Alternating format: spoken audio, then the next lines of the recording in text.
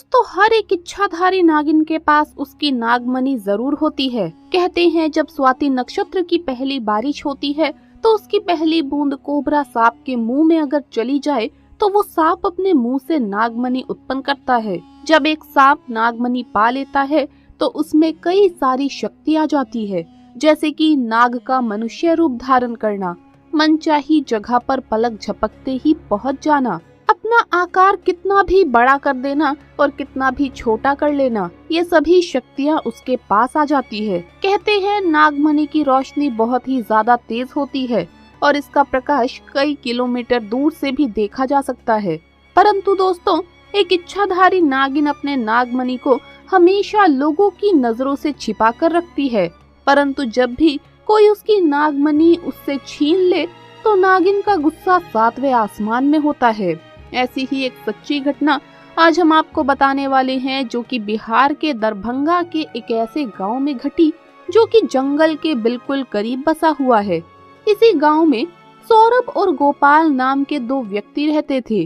दोनों की काफी अच्छी दोस्ती थी और दिन के समय दोनों अपनी बकरियों को चराने के लिए जंगल साथ जाया करते थे। उसी जंगल में एक इच्छाधारी नागिन अपने नाग के साथ रहती थी और अपने नागमणि की रखवाली करती थी। एक बार गोपाल की एक बकरी घने जंगलों के अंदर चली गई तो गोपाल ने सौरभ से कहा कि तुम आज मेरी बाकी बकरियों को अपनी बकरियों के साथ घर ले जाओ, मैं तो अपनी उस बकरी को ढूंढ कर ही आऊंगा जो शायद जंगल में थोड़ी अंदर चली गई है। उधर नागिन भी अपना भेष बदलकर तथा मनुष्य रूप धारण कर नाग को नागमणि की रक्षा के लिए छोड़ गांव में भ्रमण को निकल गई।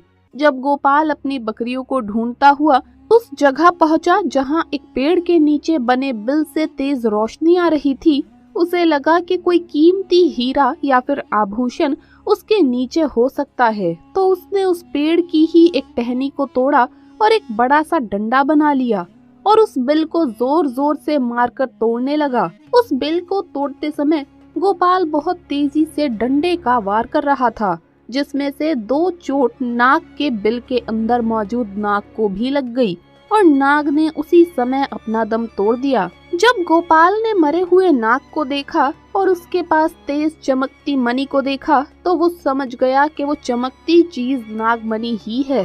उसने पहले नाग को डंडे से हिलाया और ये सुनिश्चित किया कि नाग मर गया है या जिंदा है। फिर उसने जब देखा कि नाग मर गया तो उसने अपनी जेब से रुमाल निकालकर उसके अंदर उस नागमणि को रख लिया और भागता हुआ तेजी से घर को निकल गया और भूल गया कि वो बकरी को ढूंढने जंगल में आया था और वो बकरी अभी भी जंगल में रह गई थी।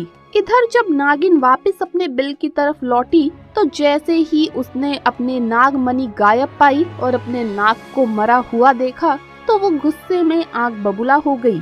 उसने अपनी शक्ति से नाग की आंखों में देखा और जान लिया कि ये किसकी हरकत है। गोपाल ने बहुत बड़ी गलती कर दी थी कि उसने नाग के शरीर को वैसा ही उस जंगल में छोड़ दिया था। अगर वो नाग के शरीर को उसी समय जला देता तो शायद नागिन को गोपाल के बारे में पता ही नहीं चलता। उधर गोपाल बहुत खुश था क्योंकि उसे दुनिया की सबसे शक्तिशाली चीज नागमणि जो मिल चुकी थी।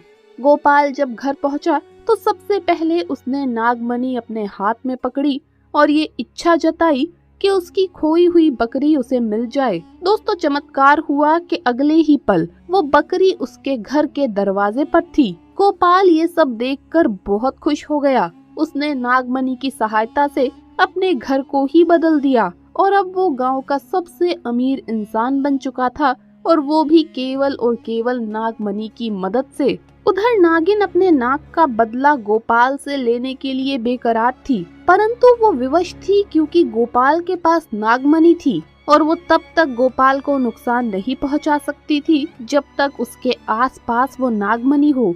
दोस्तों, कहते हैं कि इच्छाधारी नागिन बगैर नागमणि के भी कोई भी रूप धारण कर सकती है। अपनी इसी शक्ति का फायदा उठाकर नागिन ने एक सुंदर कन्या का रूप धारण किया और गोपाल किसी काम से दूसरे गांव जा रहा था तो उसके बीच रास्ते में बैठ गई और रोने लगी। जब गोपाल ने देखा एक बहुत ही सुंदर स्त्री रो रही है तो वो तुरंत बैलगाड़ी से नीचे उतरा और पूछा कि आप रो क्यों रही है।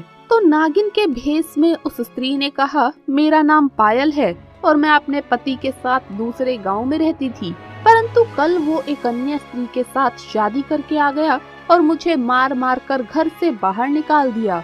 मैं बेसहारा हूँ, लाचार हूँ। गोपाल को उस स्त्री पर तरस आ गया और उसकी सुंदरता से गोपाल बहुत आकर्षित भी हुआ। वो उसे अपने साथ घर ले आया। धीरे धीरे नागिन और गोपाल में दोस्ती शुरू हो गई और दोस्ती इतनी गहरी होती चली गई कि गोपाल को पता ही नहीं चला कि कब वो उस स्त्री के प्यार में फंस चुका था। एक दिन गोपाल और पायल यानी वो नागिन दोनों घूमने के लिए गए और एक जगह एकांत पाकर पायल ने गोपाल से पूछा, तुम्हारे गले में ये चमकती सी चीज क्या है? तो गोपाल बोला, कुछ नहीं, एक साधारण सा आभूषण है, मुझे बहुत अच्छा लगा इसीलिए मैं इसे गले में पहनता हूँ। दोस्तों, ये वही आभूषण था जो नागमणि के नाम से पुकारा जाता है। तब पायल बोली, क्या तुम कुछ समय के लिए मुझे ये दिखा सकते हो, क्योंकि मुझे इसकी चमक बहुत भाती है। मैं देखना चाहती हूँ कि आखिर मेरे गले में ये कैसा लगता है। इस पर गोपाल चिल्लाते हुए बोला, नहीं, मैं तुम्हें ये नहीं दे सकता हूँ, इसके बदले तुम कुछ भी मांग लो, मैं तुम्हें दे दूंगा। इस पर पायल एकदम से गुस्सा होकर बोली, गोपाल, तुम तो कहते हो कि तुम मुझे अपनी जान से भी अधिक प्यार करते हो और मैंने बस एक तुम्हारे गले की ये माला क्या मांग ली। इस तुच्छ सी चीज के लिए तुम मुझे मना कर रहे हो और मुझ पर गुस्सा कर रहे हो।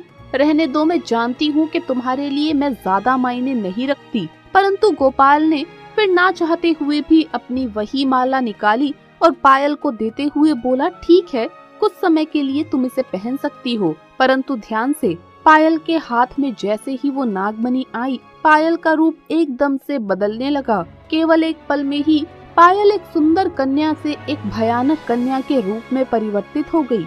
उसका चेहरा बिल्कुल नाग सा हो गया और उसने कई बार गोपाल को डसा और डस डस कर उसे मार डाला। नागिन का इंतजार पूरा हो चुका था, उसने अपने नाक का बदला ले लिया था। तो दोस्तों, कभी भी एक नागिन के नाक को नहीं मारना चाहिए और साथ ही नागिन के नागमणि को तो भूल से भी नहीं छूना चाहिए, अन्यथा वो नागिन 7 जन्मों तक उस व्यक्ति का पीछा करती रहती है।